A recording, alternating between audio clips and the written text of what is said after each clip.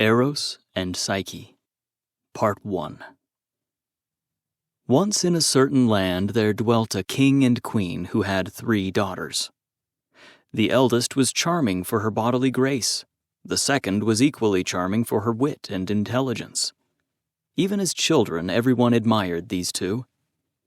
But as time went on, word spread that the third and youngest daughter was the fairest of the 3. The name of this third princess was Psyche. She was so beautiful that no one on earth could compare with her fairness. She was shy and did not have all the gifts of her sisters, but there was something unearthly about her beauty, some strange light in her countenance which entranced those who gazed upon it. When she went abroad, the people gathered in crowds to gaze upon her, and children strewed flowers before her and offered her garlands as though she were a goddess. Indeed, it was whispered that she was fairer than Aphrodite herself, the goddess of beauty, whom all nature adores. And some, enamored by Psyche's beauty, even left the temples of the foam-born goddess to pay their worship to the lovely maiden instead. To Psyche herself, there was no pleasure in all this. The innocent child thought nothing of her own beauty, nor did she care for the renown and worship it brought her. She longed for love, but these acts of worship and devotion only served to distance her from others, which made love more difficult. She felt sick and lonely. When her sisters heard of how the people loved her, they became envious and full of unfriendliness. This made Psyche feel lonelier than ever. But her fame continued to spread, and at last it reached the ears of the great Aphrodite herself. Now, when Aphrodite heard of the people worshipping Psyche's beauty, she was furious. In a jealous rage, she raced over the beautiful ocean in her golden chariot, accompanied by troops of Tritons sounding their melodious shells. When she reached land, she called her son Eros, known to some as Cupid, the god of love. "What is this I hear?" she said. "That my altars are deserted, and men are leaving me and are paying their sacrifices to a maid of mortal birth? Truly, I am incensed beyond measure.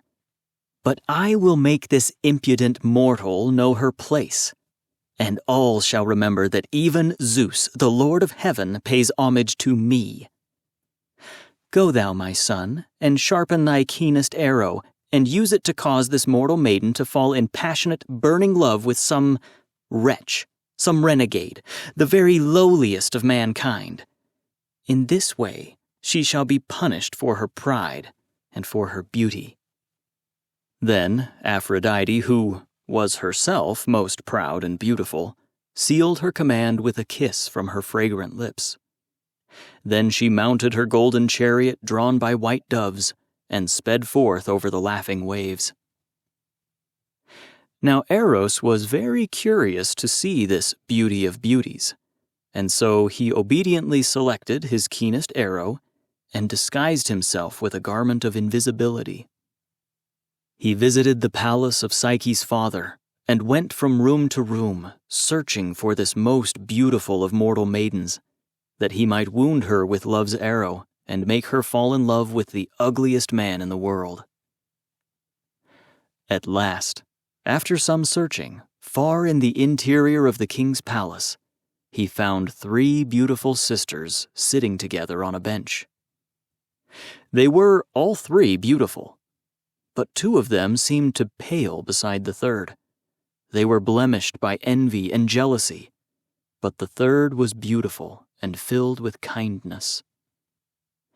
Taking his arrow from the quiver, he set it in his bow. But lo, despite his invisibility, Eros set his eyes upon hers, and he was overcome by her beauty. It was as if he himself, the god of love, had wounded himself with love's arrow and was pierced with an exceeding pain. He had fallen deeply in love with her and was determined to make her his bride. Yet he did not dare to declare himself, for fear of the anger of his mother. Returning his arrow to the quiver, he retreated, taking one last look at Psyche's beauty before departing. Meanwhile, Psyche sat at home and felt lonelier than ever. Though men praised her, yet none came to woo her for a bride. Her 2 elder sisters were already mated, and to powerful leaders, but she remained a forlorn virgin, faint in body and weary in heart. She bewailed her lonely plight and loathed her beauty, though it delighted the rest of the world. Psyche's father became ill and suspected that his daughter's beauty had angered the gods. While he sat dreading their hostility, Eros came and put it into her father's mind to consult the ancient oracle Apollo to ask what should be done with Psyche. So the old king traveled secretly to the temple, and there he consulted the oracle. When he did so, a voice demanded, "You must clothe your daughter as if for her own funeral. Then take her to the top of a high cliff and leave her there." Her father was filled with deepest dread at this pronouncement of Psyche's inevitable doom. But the voice continued, "A wild and tameless husband she shall have, and for her wedding she must bid the world goodbye." The oracle spoke of the wild and tameless nature of Eros, the god of love, whose unbridled passion had caused even the gods to become entangled in his intrigues. But the king surmised that it was Psyche's doom to be devoured by a monster that the gods would send, and that in this way, and this way alone, could his kingdom be saved from the wrath of the gods. When the king heard this, his heart was heavy within him, for of all his daughters, Psyche was the dearest to him. And so he returned home very sorrowful. For a long time, the king would not share the reason for his grief. The 2 older sisters cared little for his sadness, but Psyche, who loved him tenderly, was grieved, and she went to him and said, "My father, why are you so sorrowful and downcast?" She was so urgent in her questions that at last he could keep silent no longer, and he said, "My daughter, thy beauty is so great that it has drawn upon us the anger of the gods, and even Aphrodite herself is jealous of thee. The oracle has spoken and has told me that I must make a certain sacrifice, or thou and thy sisters and all the city with us will be destroyed." Then Psyche asked him what was the sacrifice the gods demanded, and her father answered, "Thou, thyself, Psyche, art the sacrifice." When Psyche heard this, she cried aloud with terror before asking her father how she was to be sacrificed. He told her everything the oracle had said, that she was to be taken out to a high mountain and left there to be devoured by a monster the gods would send. And thus she would be wed to a wild and tameless husband, and for her wedding she must bid the world goodbye. Then Psyche wept bitterly, but at last she said, "It is better that one should perish than that all should be destroyed together. So let the sacrifice be made, even as the oracle has directed." At the announcement of the sacrifice, the whole land was greatly grieved and plunged into mourning. They spent 10 days in tears and lamentations, but on the 10th day, Psyche was made ready. She was dressed as a bride with jewels, but they were covered with funeral garments. The entire kingdom formed a procession and conducted her to the summit of a high mountain where they went through the rites for her burial. Then, with torches inverted and loud wailings and plaintive strains of music, they left her, stranded in that dreadful place. They took their path homeward and abandoned themselves to despair. Psyche was left alone upon the mountain. None could stay to comfort her or to watch with her for the coming of the monster. Psyche lay trembling and weeping on the summit of the rock. Eros soon came and caressed her with his soothing breath, causing her to fall into a deep sleep. While she slept, the wild and tameless god of love lifted her into his arms, then spread his soft ambrosial wings and glided gently down the mountainside to the valley far below. Part 2. When Psyche awoke, she found herself in some kind of enchanted garden with shining temples and winding paths. She was still alone, but she was surrounded by lovely groves and thickets, streams and fountains, and trees that bore all sorts of strange and delicious fruits. Soft strains of music filled the air, and unseen melodious voices hovered round her. The voices beckoned her through the garden. In the midst of the garden, she came upon a palace of fairy beauty. The walls were of ivory and carved cedar wood, and the roof was of gold. The ceilings were of shining blue, set with precious gems like stars, and the pillars that supported it were also of gold, wrought with shapes of flowers and leaves and birds. The floor was of beautifully colored stones, set in intricate patterns. She marveled at the incredible wealth that adorned this beautiful palace. While she wondered at this, an unseen voice addressed her. "Why are you astonished at such riches? All are yours. Return to your chamber or to the bath, and refresh your wearied limbs. For we whose voices you hear are your handmaidens, and will attend to all your commands. And when we have dressed you, we will serve you some refreshment without delay." Psyche obeyed the pleasant instructions, and when she had rested and bathed, she sat down to a dainty banquet. Still she saw no one, as if everything was done for her by invisible hands, and even the dishes moved of their own accord. While she ate, the air vibrated with music and the voices of an invisible choir. When the music had ceased, the formless voices returned to Psyche and said, "This palace, these gardens, and we who are your servants, are the gift of one who loves you. He desires only your happiness, and for you to be his bride." At this, all fear left Psyche, and she rose up and wandered through the gardens, and from room to room of the palace, and everywhere she saw new beauties. All day Psyche amused herself by examining the beautiful things about the palace and garden. But when these pleasures had come to an end, she became weary, and slumber began to press upon her eyelids. As the night drew on, Psyche retired to her chamber and laid herself down upon a magnificent couch that had been prepared for her, and was soon wrapped in profound repose.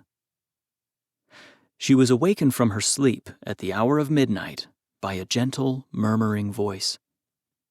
Then, suddenly, in the darkness, Psyche heard footsteps coming nearer and nearer. As she listened, she remembered her father saying the gods would send a monster to devour her, and was once again filled with fear.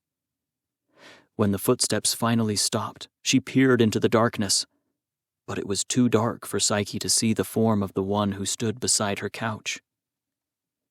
Then a voice, softer and sweeter than any she had ever heard, spoke to her out of the darkness, bidding her have no fear. "I am thy own true love, Psyche," said the voice. "It is for thee I prepared this palace and these gardens. Only love me in return, and our happiness will be so great that even the gods themselves can know no greater." Psyche lay trembling and hesitant as Eros ascended the magnificent couch and stretched himself beside her.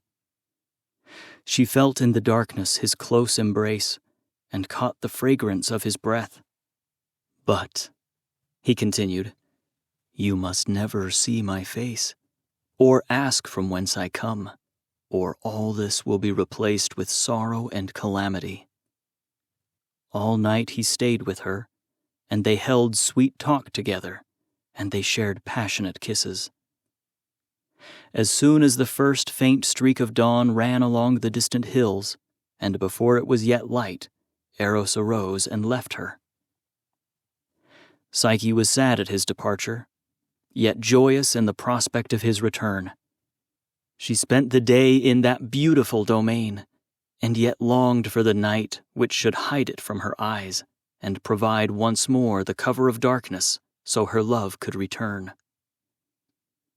Full of longing, Psyche wondered what his form and features might be. Though she knew nothing of how this unknown lover looked, she knew that he was wise and kind and tender.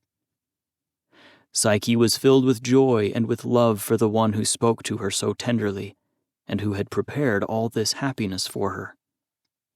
And so passed many days and nights, and each night Eros came and ascended the couch, and remained entwining her with his love through the hours of darkness, until one night, amidst passionate kisses, they exchanged vows and consummated their love. Every day Psyche wandered through the gardens, or amused herself in the palace, and feasted and heard sweet music, and was served everything by unseen hands. Every night her unknown lover came to her, but he always left before the morning, and so she never saw him.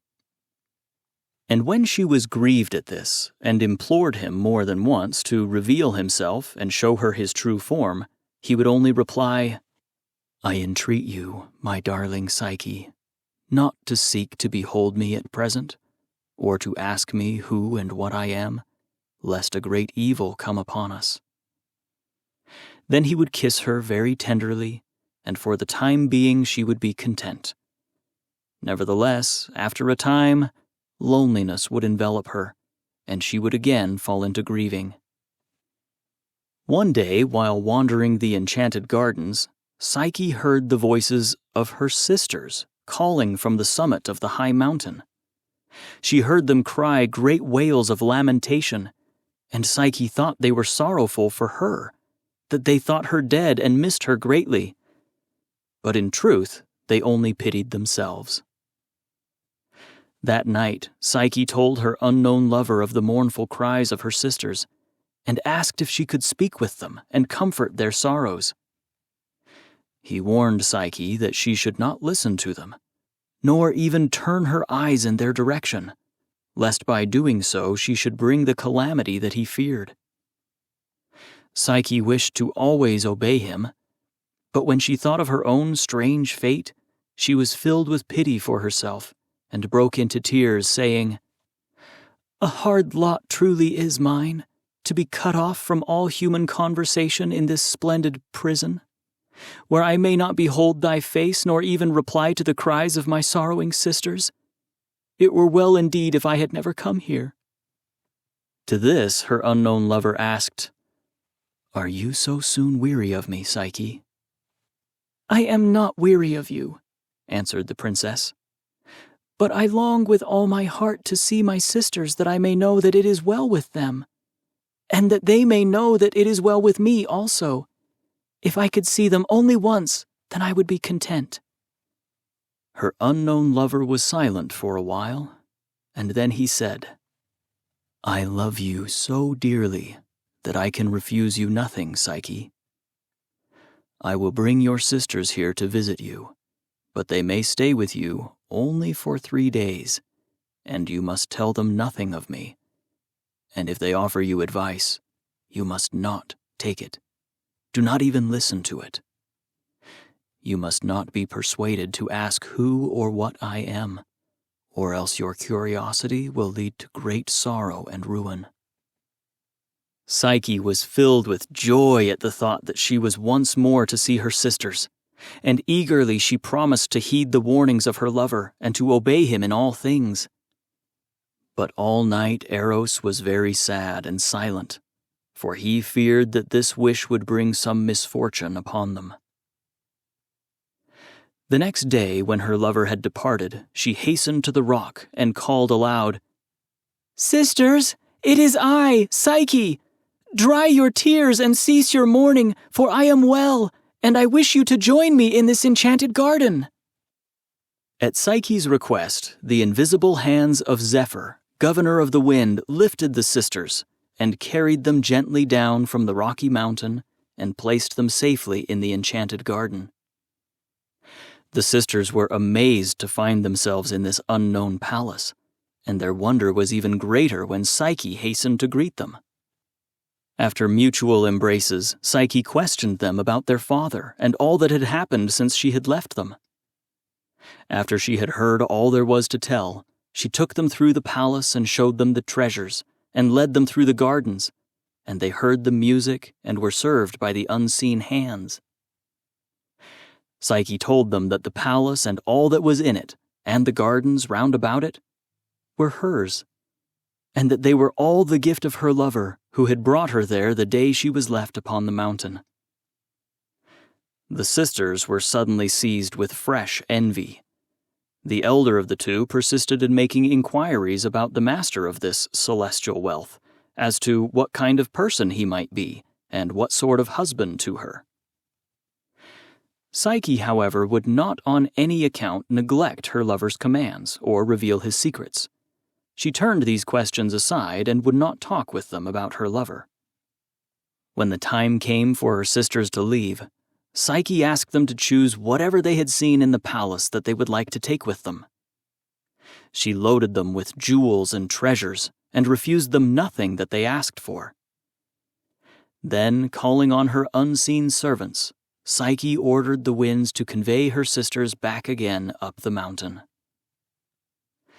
As the sisters were on their way home, burdened by the many treasures they had demanded, they broke into words of bitterest envy. "You saw what riches there were in that house?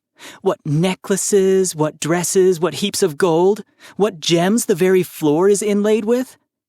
And she, indeed, the youngest of us, who has done nothing to deserve all this, while I am burdened with a husband who is older than my father, and who must fasten up every part of his wealth with bolts and chains. If her husband is equally handsome, there lives not a happier woman."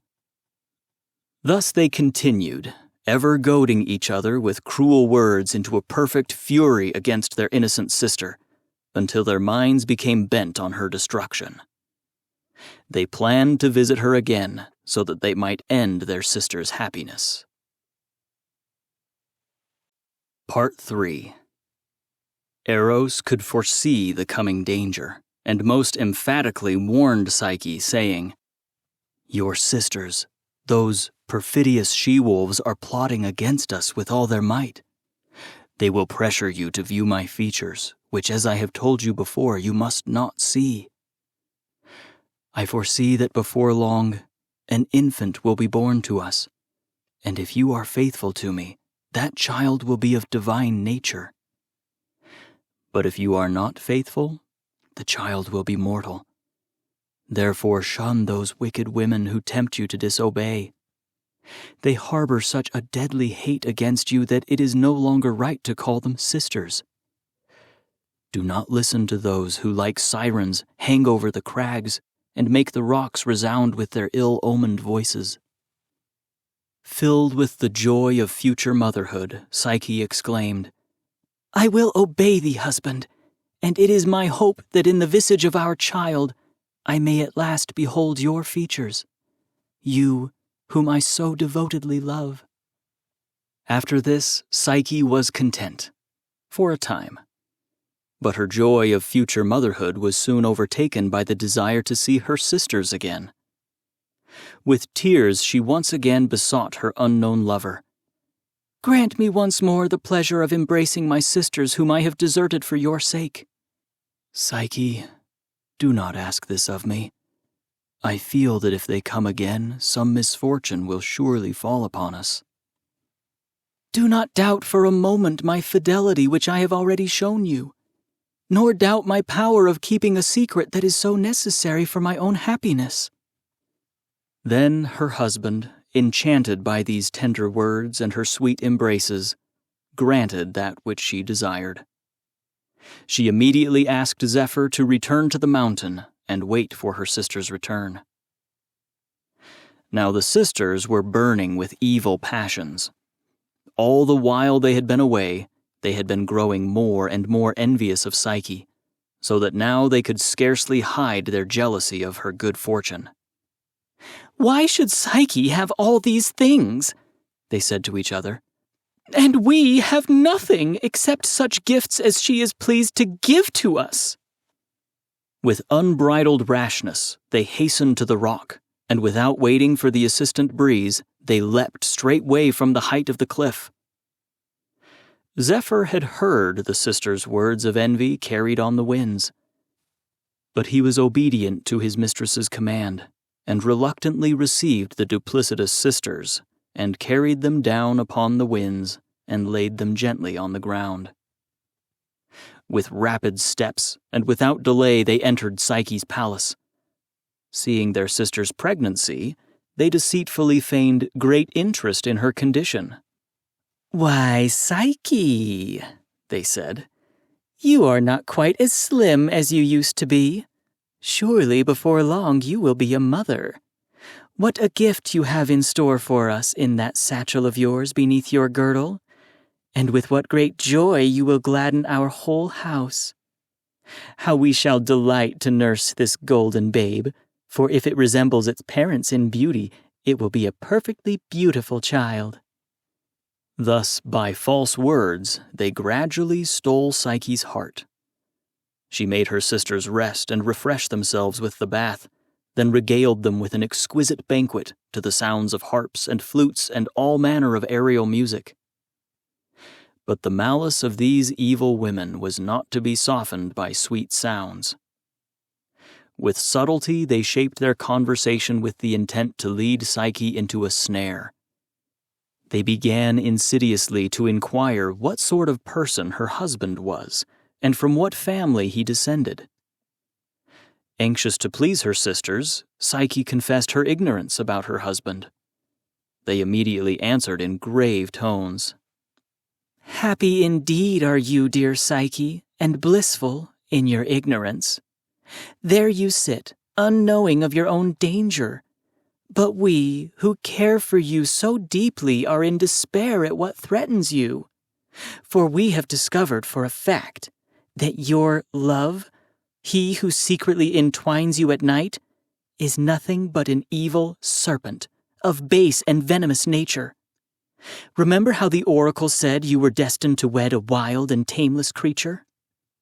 Many of the country folk have seen a huge snake with a puffed head and gaping jaws swimming across the rivers in this direction every evening. Indeed, we firmly believe that he will devour you." At first, Psyche did not heed them, as her husband had commanded.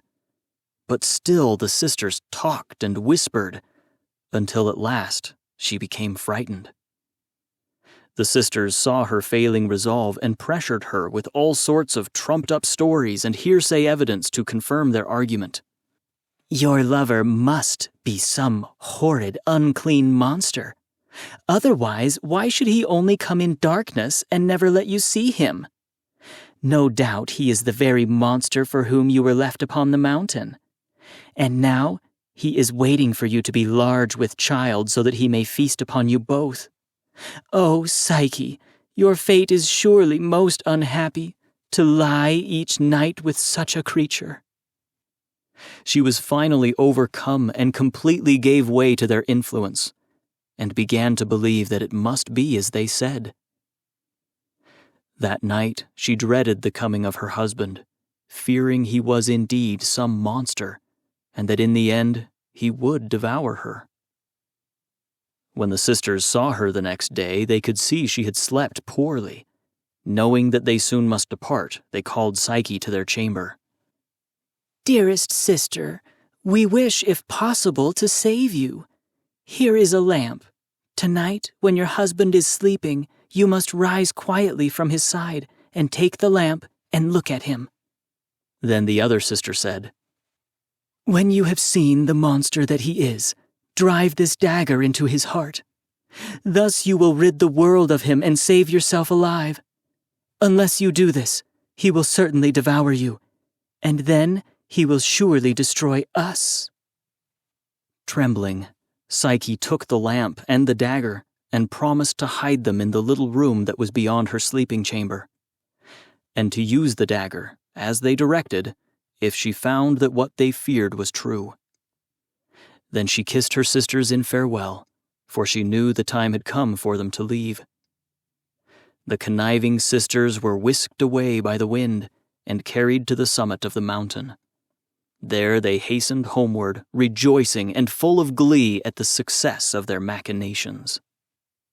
But Psyche, left to herself, and in the solitude of that place, was overwhelmed by the most dreadful doubts. All that her sisters had said rose up with the most vivid semblance of truth before her, and seemed only to be confirmed by her unknown lover's strange conduct. His concealment of his own form, his dread of the light of day, and his terrible threats of great sorrow should she ever ask to see him. All this came back upon her with painful force and distinctness, till at last she was worked up into a perfect fever of determination and felt no doubt as to what she had to do. Psyche went about to make the edge of the dagger doubly sharp by whetting it on a stone, and even passed it once or twice across the palm of her delicate hand. Then, after concealing it in a nook, she proceeded to prepare the lamp, trimming the wick and providing it with oil in order that it might be ready for her need. By the time these preparations were completed, the evening had arrived. Psyche fell into a state of utter wretchedness and misery. Her heart was hardened against her supposed enemy. It pressed upon her like lead or stone. The extra weight caused her to retire to her couch before the usual hour. She lay there motionless, like one who could have wept her life away, but the fountain of her tears had all congealed.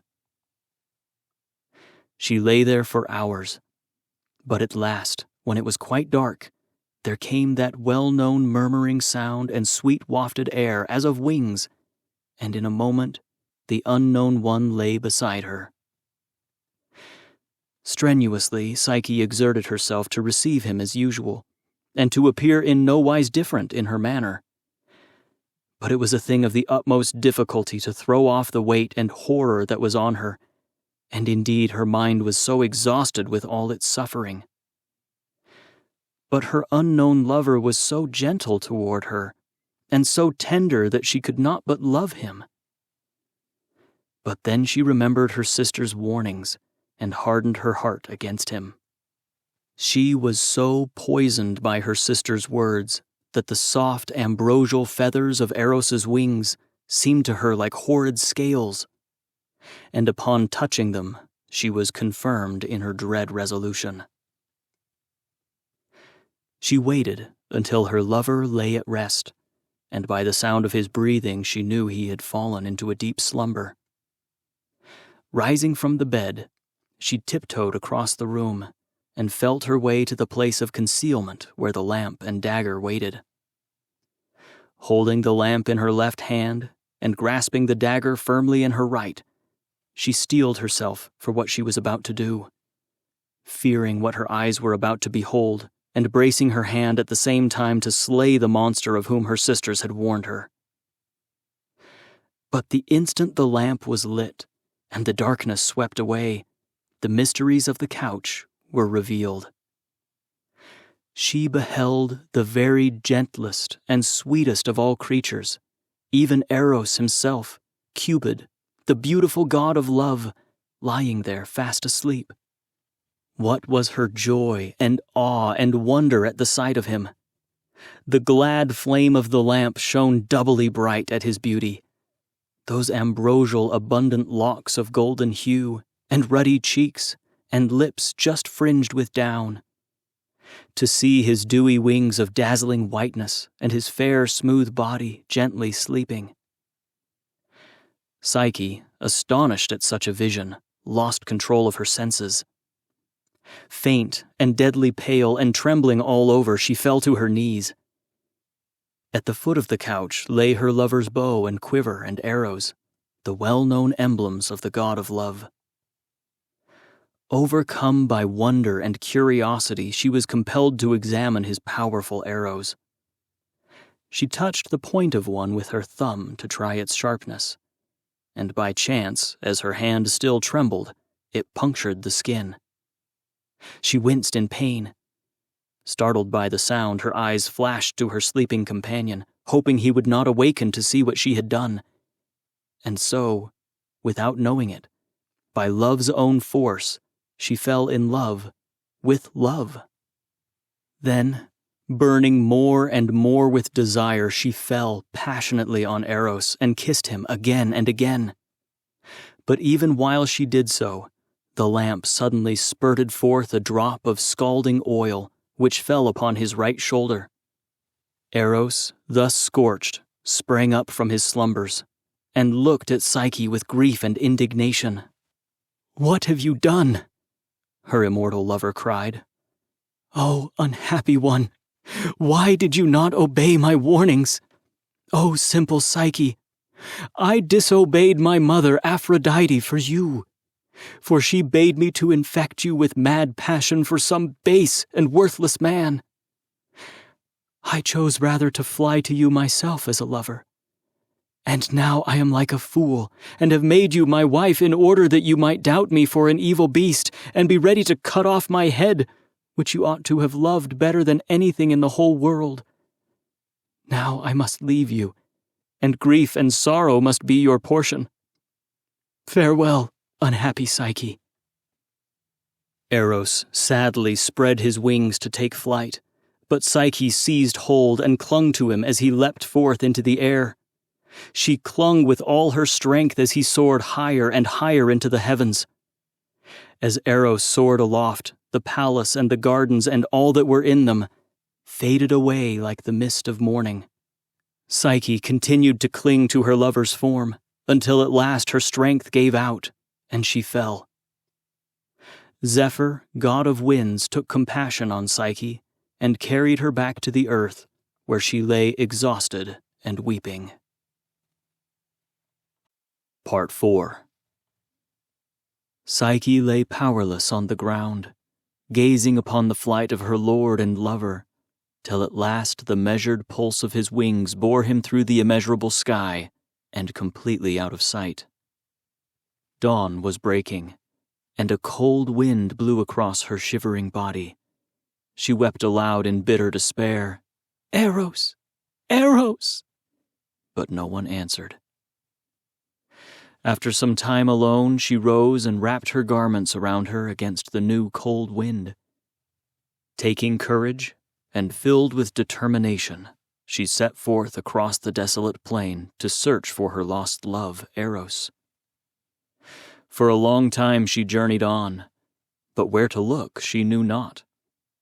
At last she came to a mysterious woodland and heard the soft sound of piping. She followed the sound and came to a place where the god Pan sat, playing upon his pipes, and all about him the creatures of the wood, large and small, had gathered to listen to his music.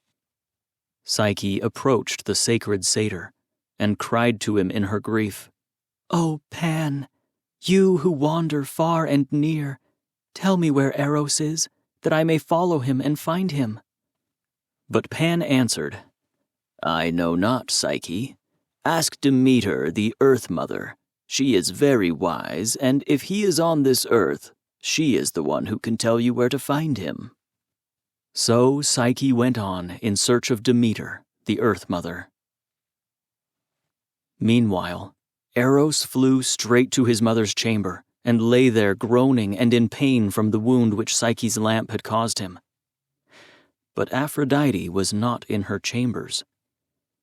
Eros confided his sorrows to a snow-white seagull, who, acting as messenger, flew off to find Aphrodite and deliver news of her son. Skimming along the waves, the gull dived down at last into the waters and found Aphrodite swimming and bathing in the bosom of the sea. The seagull told her that her son was hurt with a bad burn and that he required her care to heal. Then the meddling bird decided to make mischief between Aphrodite and her son. There are all sorts of scandalous stories flying about concerning your entire family, the seagull whispered. They say that Eros has gone off to a mountain to carry on an intrigue with a mortal girl named Psyche, and that Aphrodite hides her face in the sea out of shame. In consequence, pleasure, grace, and beauty are nowhere to be found upon the earth, and general disorder and slovenliness has taken possession of the world. The goddess was once more enraged, remembering that Psyche was the name of the one who rivaled her own fame and beauty. Aphrodite's indignation knew no bounds. Emerging instantly from the sea, she hastened to her golden chamber. There she found her son, wounded and weeping. Aphrodite spoke at the top of her voice and said, "What a nice young spark you are. First you defy my command that you should torment this girl, my enemy, and then you actually make love to her and take her to your embrace. All this that you may vex me and add insult to injury. But from your childhood you have been wild and tameless. Many times have you struck your elders, and even me, your mother, with your arrows. But I will make you repent this time, for I will set propriety and temperance to clip your wings. They will blunt your arrows and unstring your bow, and Psyche, I will personally torment with endless tasks and trials." Having thus vented her wrath, she departed her chambers. On the very threshold of her chambers, the goddess met Demeter and Hera, who asked what was the matter. When Aphrodite told them her story, they replied, "What great offense has your son been guilty of? Why should his actions cause you such wrath against him and the young lady? We have always heard that you are the mistress of the amorous arts, and now you punish your handsome son for following your example? But what god or man will bear with you if, while you personally scatter voluptuous desires over the world, and yet insist at the same time on checking the gallantries of your own house?" At these words, Aphrodite was incensed beyond endurance. She turned her back on the other two, and with heaving bosom, departed with a hasty step to her home in the depths of the ocean. Following Aphrodite's outburst, Demeter, the kind Earth Mother, returned then to watching her fields and meadows and the harvesters at their work. Not long after, she was surprised to see the very mortal who caused Aphrodite such fury approach her. "Oh, Demeter," Psyche said, "you who know all things, tell me where my husband Eros has fled, that I may follow and find him." The Earth Mother answered, "He is not on earth, Psyche. When the hot oil fell upon him and burned him, he fled back to Olympus, the home of the gods, for it is there that his mother Aphrodite dwells.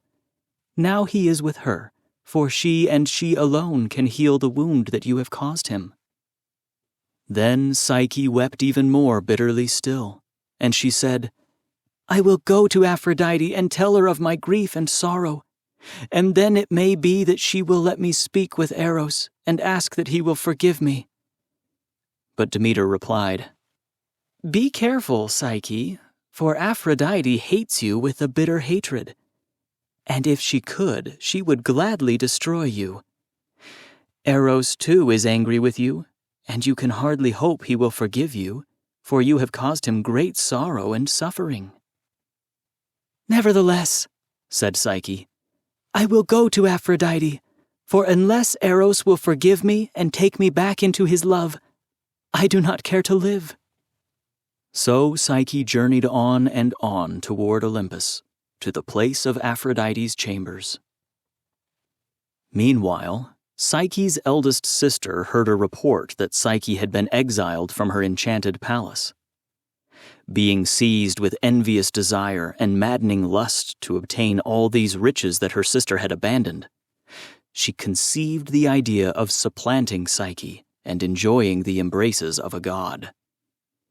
She secretly left her husband, hurried to the top of the mountain, and in a greedy and ungoverned haste threw herself down, expecting Zephyr, as usual, to receive her.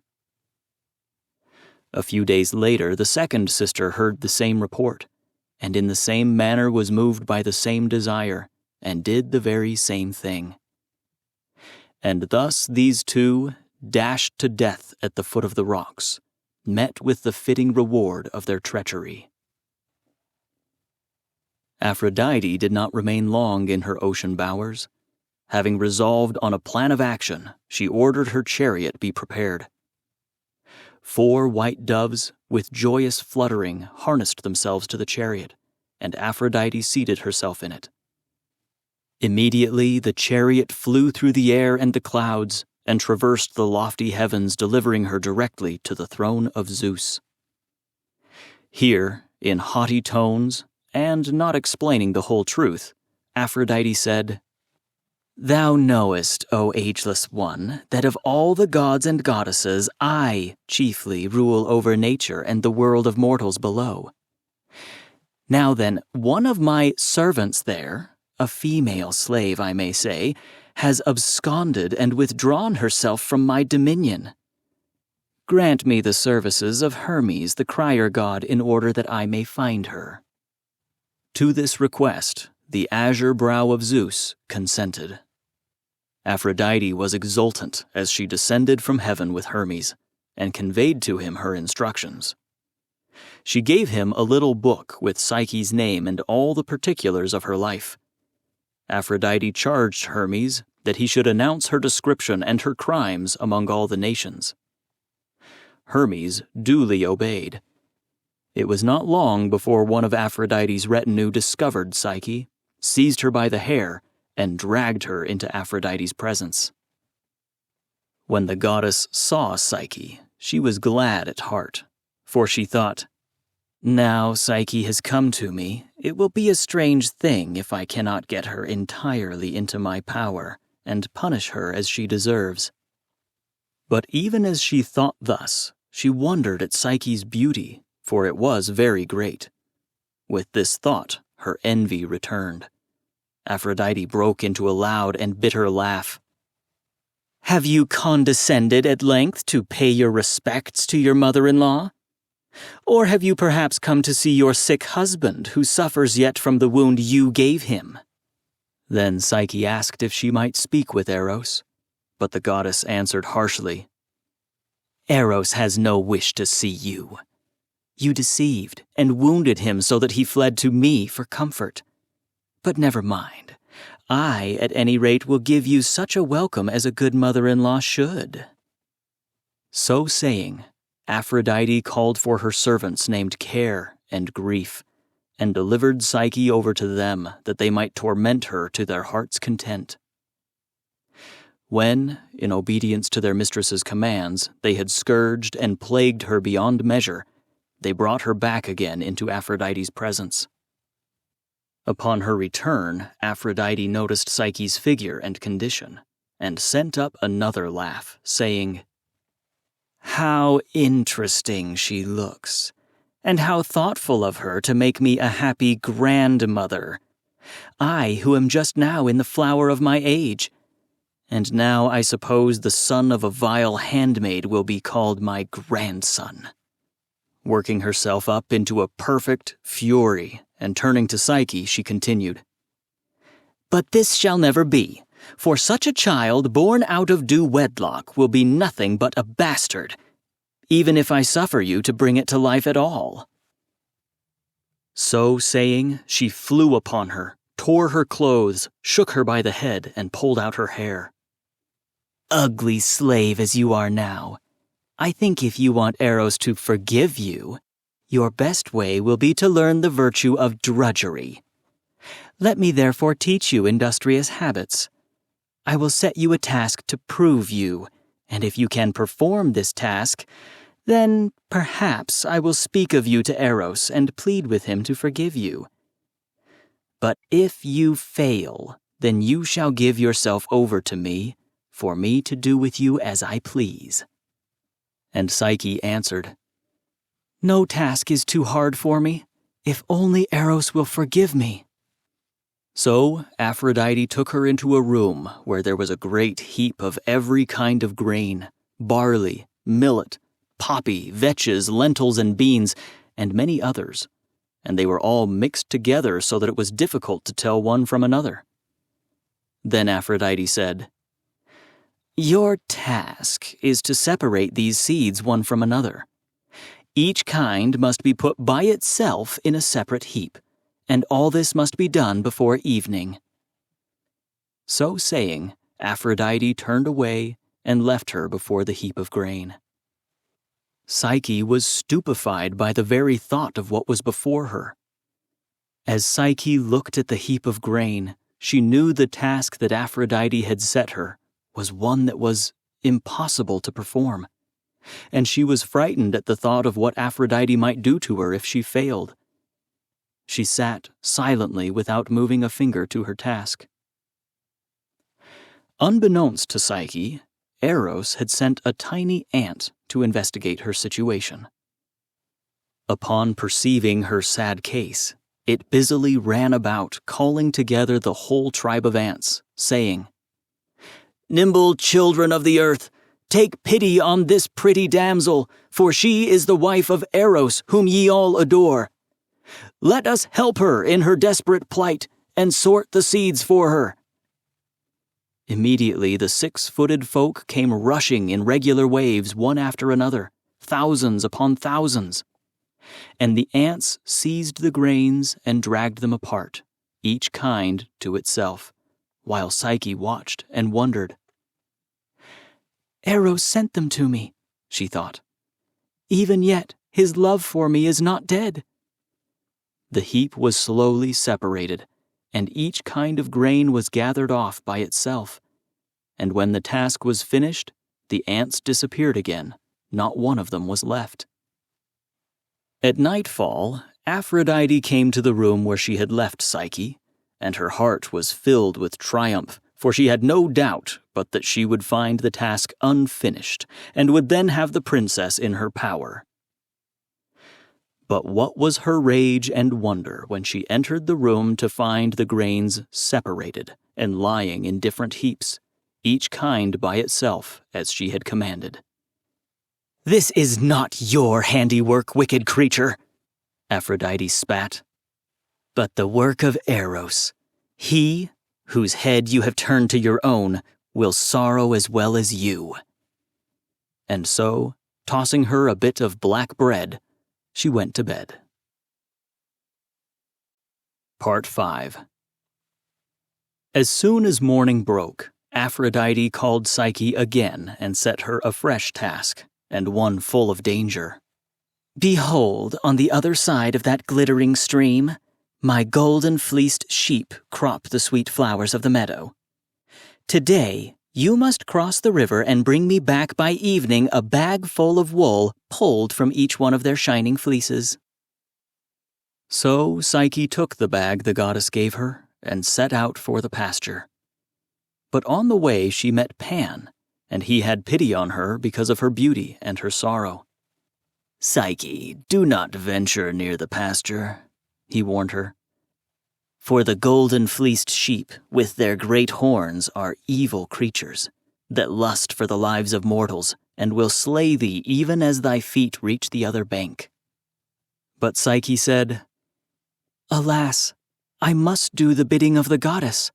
It will take me many a weary hour to pluck the wool that she requires." "Wait until evening," Pan suggested, "when the sheep are resting, and then turn aside into yonder wood, and gather the wool you will find there in the thickets. For in the heat of the day the sheep take shelter there, and their wool catches on the thorns and briars and is torn from them." Psyche felt a thrill of happiness, because she knew that she was loved and cared for still. All day she rested by the river and dreamt pleasant daydreams. When the sun had set, the sheep were lulled to rest by the gentle music of the waters and Pan's beautiful pipe. Psyche then waded to the further shore and went into the wood as she had been told. There she found flittering tufts of golden wool caught on thorny branches, Psyche gathered them, handful after handful, until her bag was full, and then she hastened back with it to Aphrodite. Upon presenting the bag of golden wool, the princess asked, "Will you now plead for me with Eros?"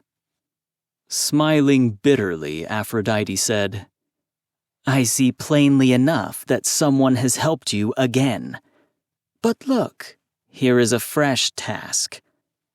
Do you see the summit of yonder high mountain? There, among the rocks, springs the black fountain of oblivion, which sends its waters down into the river Styx, that river of desolation which divides the living from the dead." She then gave Psyche an urn of polished crystal and said, "Bring me, with all haste, an urn full of that ice-cold fluid taken directly from its source." Desperate to receive Eros's forgiveness, Psyche took the urn and set forth upon her journey. As she journeyed on her way, she wept, for she knew that the fountain of oblivion flows forth from the top of a high mountain, and the rock is so steep that it is impossible for any human being to climb it. Still, she pressed on. But no sooner did she arrive there than she was petrified with fear and despair. For the icy waves, with a hoarse roar, plunged down a channel between steep and lofty rocks, over which fierce dragons to right and left stretched out their long necks and kept eternal watch with unwinking vigilance. And ever as they rolled along, the waters exclaimed, "Begone, mind what you do, have a care, fly, you will perish." So Psyche's heart turned as cold as the waters, and she lay down in that awful place, alone with no hope but to die.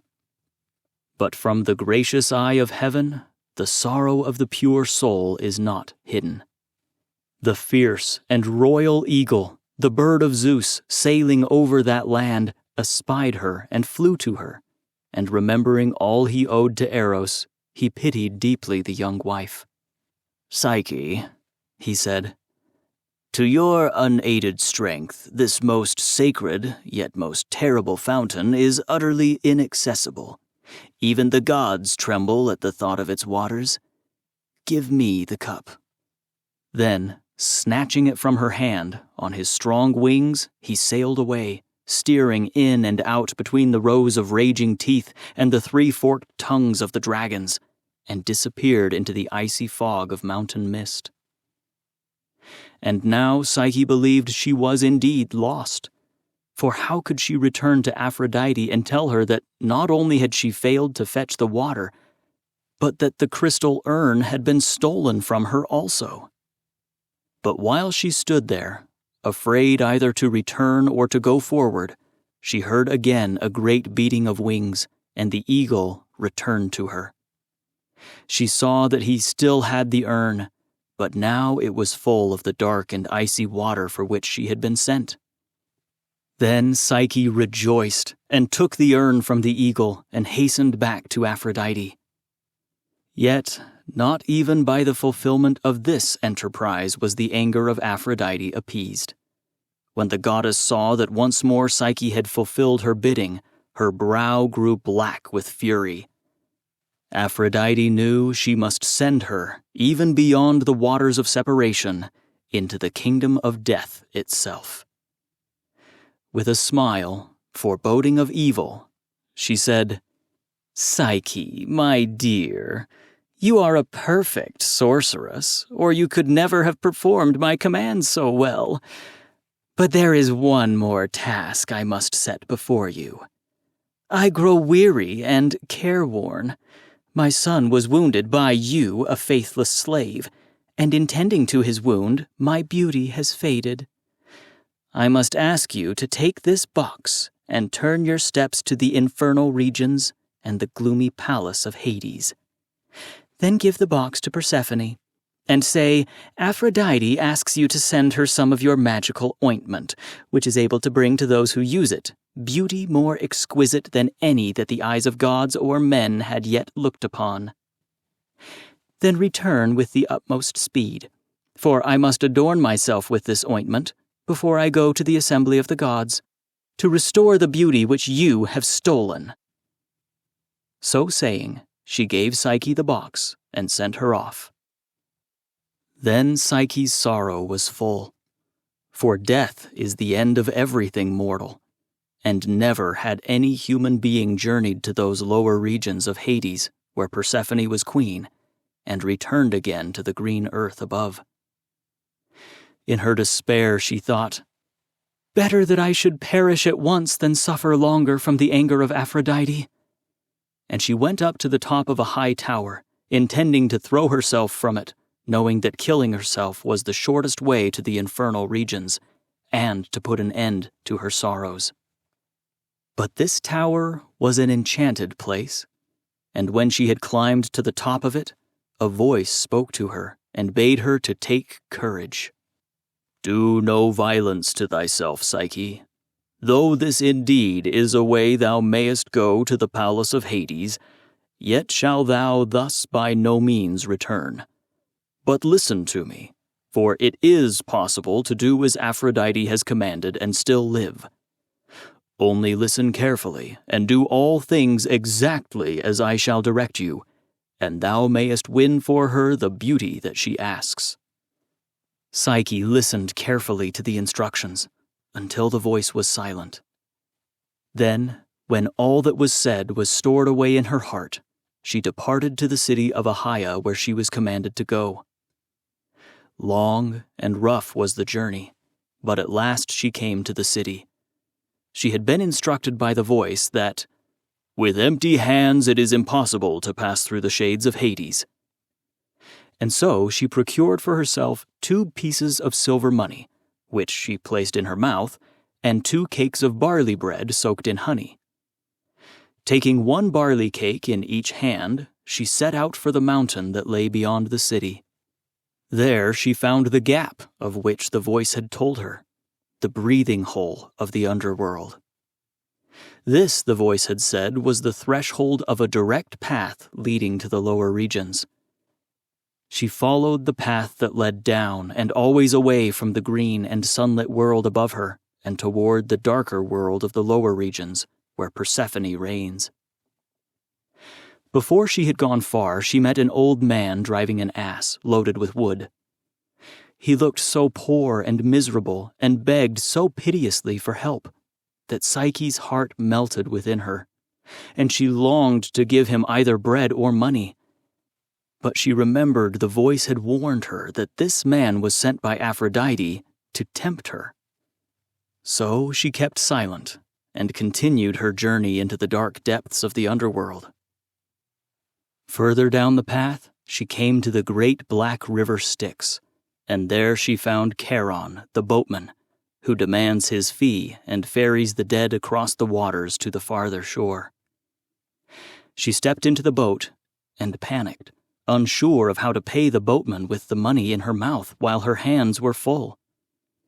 Then she remembered the instructions and allowed the boatman to take a silver coin from her lips with his own bony hand. Then, as she was ferried across the river, a face and 2 hands stretched out to her from the water. It seemed to Psyche the face was the face of her father. He begged and pleaded with her to give him the other piece of money, that Charon might row him also across the water. It seemed to Psyche that it would break her heart to refuse him. But again she remembered the voice that had warned her, saying, "Even by pity may the soul be ensnared." She knew that the face and the hands were only an appearance caused by Aphrodite, and that it was sent there to tempt her so that she would give up her money and never be able to return from those lower regions. So she kept silent, and the face and hands sank back under the water out of her sight. Soon, after she came to the other side of the river and stepped out from the boat, some old women, busily weaving a web, asked her to lend a helping hand. But again she heeded the warning to not help, for, as the voice had told her, help is not always wise and lawful. All of these and others were snares prepared by Aphrodite, that she might drop one of the cakes, and would therefore never be able to fulfill her quest. At last she saw before her a palace more beautiful than any she had ever beheld, except the one where she had lived in joy with Eros.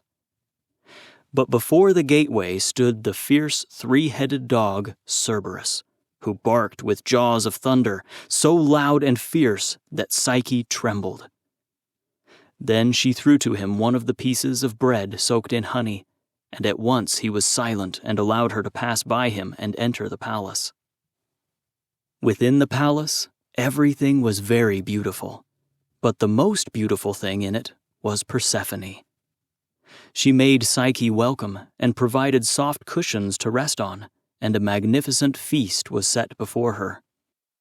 "Eat, my child," said Persephone, "for your journey has been long, and this food and drink will refresh you." Psyche looked at the food with longing, but she had been warned that no crumb or drop must pass her lips. For whosoever eats or drinks with Persephone may never again return from her palace to the green world of sunshine above. Psyche was steadfast, and neither ate nor drank nor spake. Then at last Persephone said, "I know why you have come, that it is to carry back with you a measure of my magical ointment. Give me the box you brought with you." Half doubting her, Psyche gave her the box, and Persephone took it and went away. But soon she returned again and gave the box back into Psyche's hands. "Take it," said Persephone. "Well and wisely hast thou performed thy task. Now return to Aphrodite and give her the box, for in it is the beauty for which she sent thee." Then Psyche, still in silence, took the box and hastened away from the palace and returned the way she had come.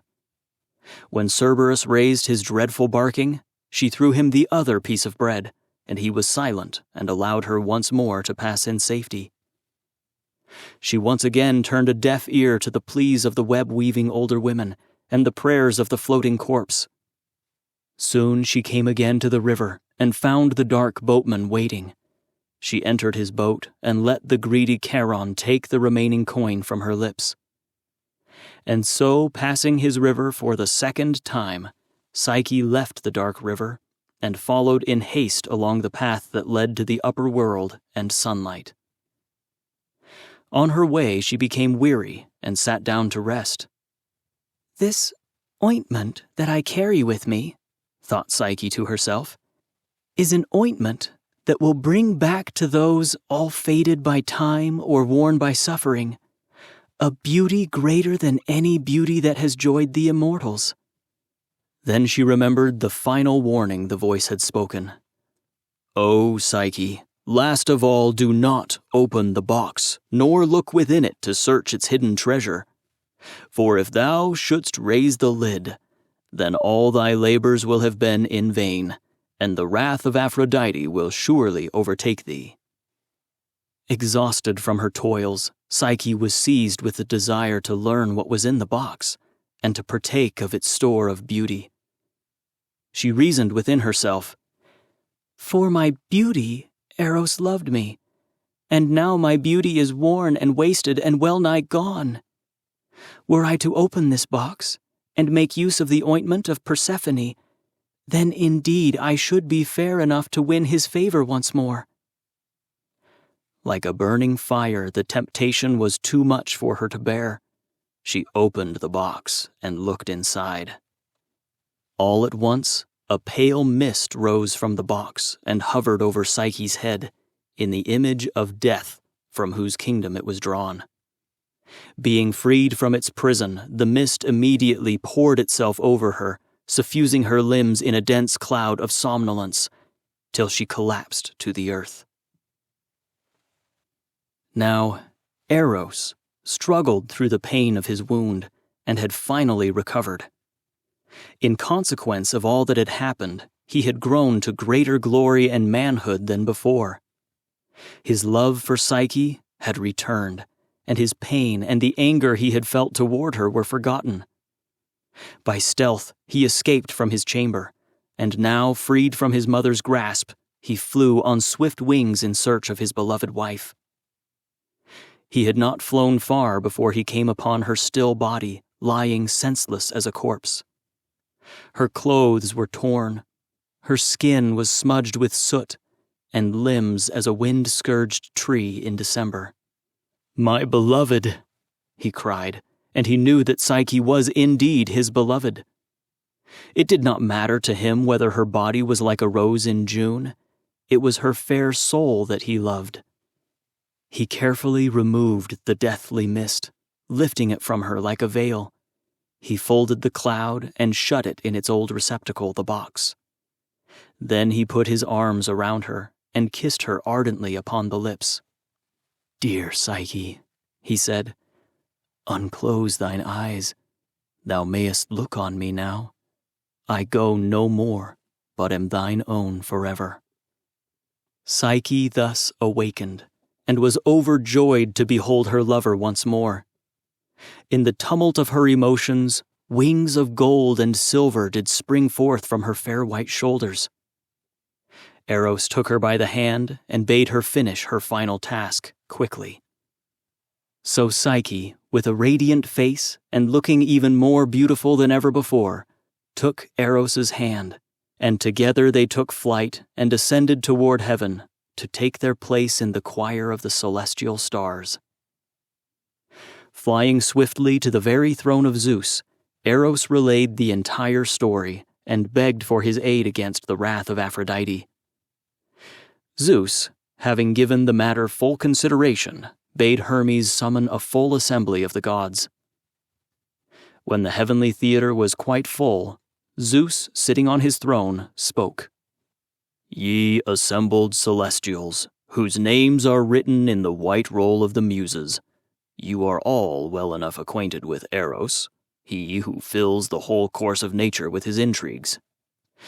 Even the elements, and the stars, and the plants and animals of the earth, and the races of men, even the gods themselves become entangled in his wiles, and often have our fair reputations sullied.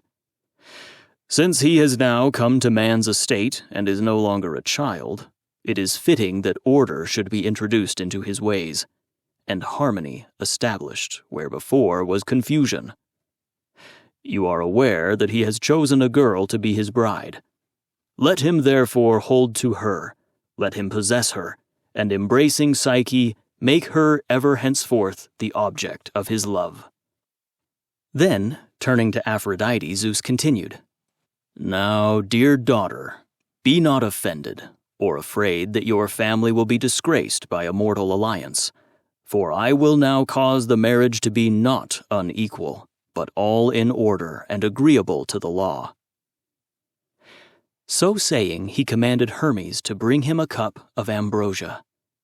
"Drink this, Psyche," he said, "and be immortal, and Eros shall never quit your embrace, and your union shall be perpetual, and live forever, free from care and pain."